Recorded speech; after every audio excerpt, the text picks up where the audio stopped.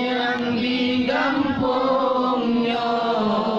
izin ke kamu, kamu jadi samuha katuku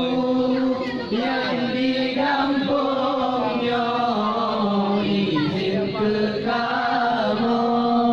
kamu jadi zikir kabeh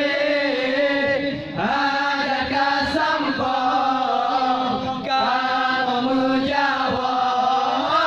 dan menjadi samuha kadungku yang di kampungnya izin ke kamu, kamu jadi samuha kadungku yang di kampungnya izin ke kamu, kamu jadi zikir kabeh hajat kasampah kamu menjawab dan menjadi satu makna zikir yang kurang sopan harap maafkan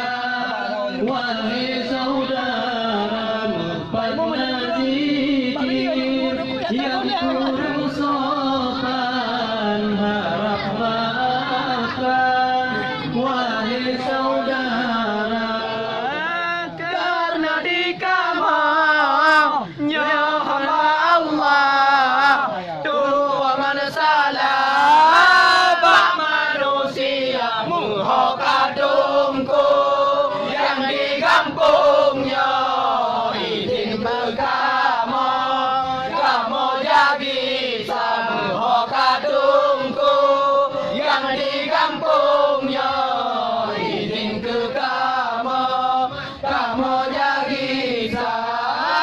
zikir kabeh hajat sampah kamu menjawab dan menjadi satu ya Tuhanku yang padi kamu urang kampungnya ne ampun dosa ya Tuhan